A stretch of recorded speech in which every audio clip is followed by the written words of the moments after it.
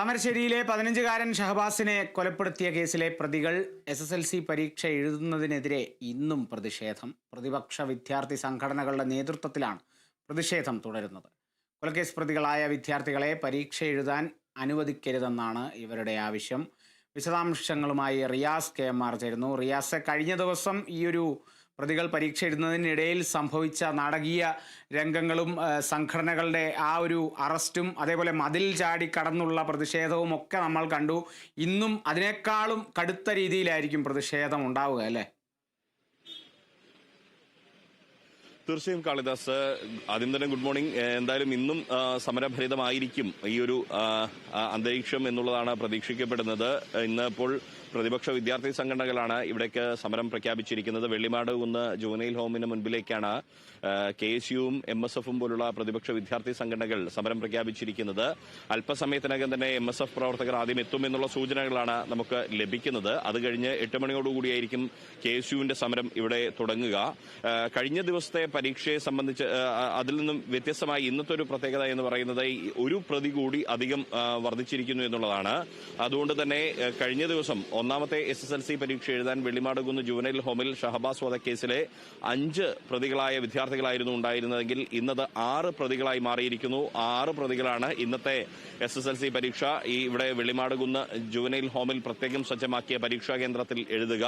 അതുകൊണ്ട് തന്നെ കൊലയാളികളായ കേസ് പ്രതികളായിട്ടുള്ള വിദ്യാർത്ഥികളെ പരീക്ഷ എഴുതാൻ അനുവദിക്കരുത് എന്ന ശക്തമായ ആവശ്യവുമായാണ് വിദ്യാർത്ഥി സംഘടനകൾ ഇന്നും പ്രതിഷേധം സംഘടിപ്പിക്കുന്നത്.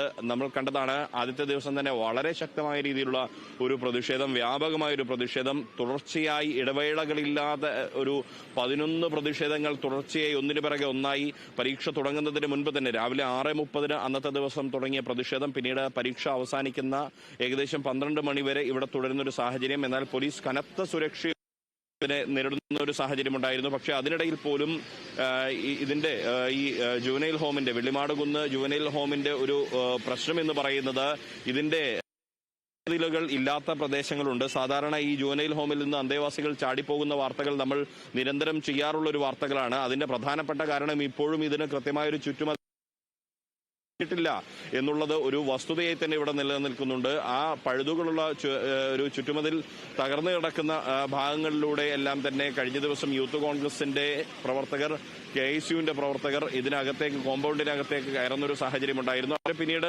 പോലീസ് ഇടപെട്ടാണ് പുറത്തേക്ക് കൊണ്ടുവരുന്ന ഒരു സ്ഥിതി ഉണ്ടായിരുന്നത്. പക്ഷേ മറ്റ് പ്രതിഷേധങ്ങൾ കൃത്യമായി ഇതിന്റെ മുൻപിൽ തന്നെയാണ്. അന്ന് പോലീസുമായി സംഘർഷമുണ്ടാവുകയും ഏകദേശം 85 പേർക്കെതിരെ ഈ സമരങ്ങളിൽ 11 തുടർച്ചയായ സമരങ്ങളിൽ 85 പേർക്കെതിരെ കേസെടുക്കുന്ന ഒരു സാഹചര്യമുണ്ടായി.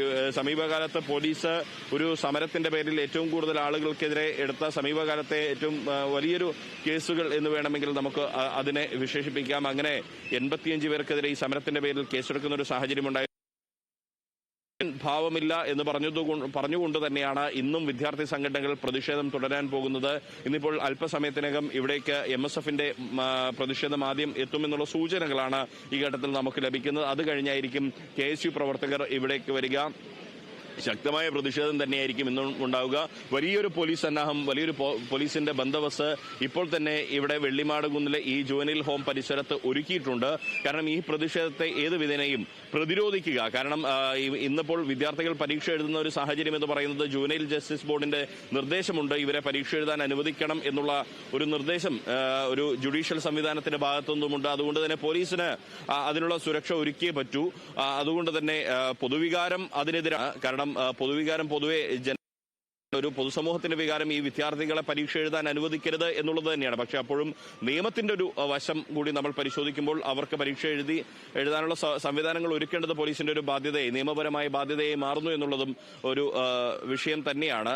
നമ്മുടെ നിയമത്തിന്റെ പഴുതുകൾ അല്ലെങ്കിൽ നിയമത്തിന്റെ ഒരു വൈചിത്രം, ഒരു വിചിത്രത അത് തന്നെയാണ്. കാരണം ഒരുപക്ഷെ കോപ്പിയടിച്ച ഒരു പരീക്ഷയിൽ കോപ്പിയടിച്ച വിദ്യാർത്ഥിക്ക് 3 വർഷം അവരെ ഡിവാർ ചെയ്യുമ്പോൾ ഒരു കൊലയാളികൾ അല്ലെങ്കിൽ കൊലക്കേസ് പ്രതികളായ വിദ്യാർത്ഥികൾക്ക് സുഗമമായി പരീക്ഷ എഴുതാനുള്ള സംവിധാനം ഇവിടെ നമ്മുടെ നിയമ സംവിധാനത്തിൽ ഉണ്ട് എന്നുള്ളത് അത് സംബന്ധിച്ച നിയമനിർമ്മാണമൊക്കെ പുനരാലോചിക്കേണ്ട സമയമായി എന്നുള്ളതിന്റെ സൂചനകൾ കൂടിയായി പൊതുസമൂഹത്തിൽ ചർച്ചകളായി ഉയർന്നു വരുന്നുണ്ട്. കാളിദാസ്.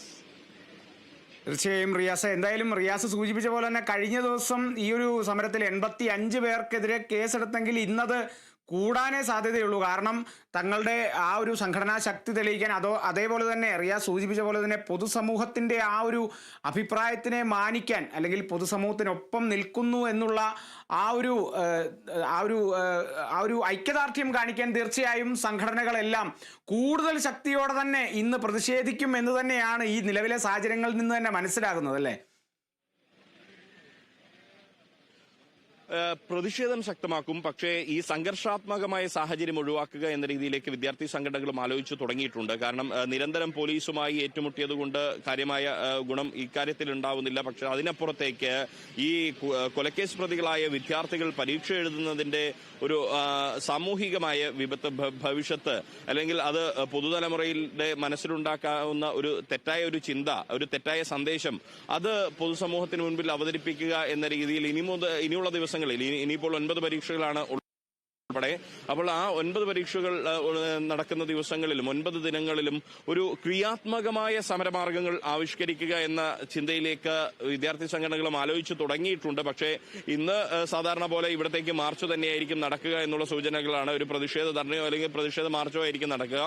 അത് കഴിഞ്ഞ് വരുന്ന ദിവസങ്ങളിൽ ക്രിയാത്മകമായ രീതിയിലുള്ള സർഗാത്മകത നിറഞ്ഞ ഒരു പ്രതിഷേധം നടത്തുക, അതുവഴി സമൂഹത്തിന് മുൻപിലേക്ക്. കാരണം ഇതിലിപ്പോൾ നിയമപരമായി ഒന്നും ചെയ്യാൻ സാധിക്കില്ല. കാരണം ജുഡീഷ്യൽ സംവിധാനത്തിന്റെ നിർദ്ദേശമുണ്ട്, ഇവർക്ക് പരീക്ഷ എഴുതാനുള്ള സംവിധാനം ഒരുക്കി കൊടുക്കണമെന്ന്. നമ്മുടെ നിയമത്തിൽ അതിന് ഉതകുന്ന തരത്തിലുള്ള ചട്ടങ്ങളും എല്ലാം ഉണ്ട്. പക്ഷേ അതിനപ്പുറത്തേക്ക് ഈ ഒരു കൊലക്കേസ് പ്രതികളായ വിദ്യാർത്ഥികൾക്ക് പരീക്ഷ എഴുതാൻ അവസരമൊരുക്കുമ്പോൾ ഉണ്ടാകുന്ന സമൂഹത്തിൽ നൽകുന്ന അത് തെറ്റായ സന്ദേശം, ആ തെറ്റായ സന്ദേശം ഉണ്ടാക്കിയേക്കാവുന്ന ഭവിഷ്യത്ത് അത് ബോധ്യപ്പെടുന്ന രീതിയിലേക്ക് വിദ്യാർത്ഥി സംഘടനകൾ ഒരുപക്ഷെ മാറി ചിന്തിക്കുന്നു.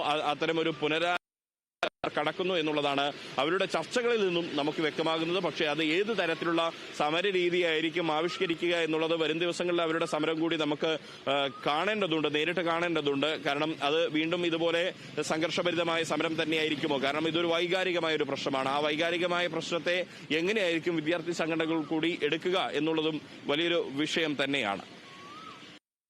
തീർച്ചയായും റിയാസെ, വൈകാരികത തന്നെയാണ് ഇതിൽ ഏറ്റവും പ്രധാനമെന്നുള്ളത്. അല്ലെങ്കിൽ പൊതുസമൂഹത്തിൻ്റെ വൈകാരികത കണക്കിലെടുത്ത് തന്നെയാണ് സംഘടനകളും പ്രതിഷേധത്തിനായി ഇറങ്ങിയിരിക്കുന്നത്. എന്നിരുന്നാലും അവരത് ക്രിയാത്മകമായി തന്നെ പ്രതിഷേധങ്ങൾ മുന്നോട്ട് കൊണ്ടുപോകും എന്ന് തന്നെ നമുക്ക് പ്രത്യാശിക്കാം. റിയാസ് KMR ആണ് വിവരങ്ങൾ നൽകിയത്.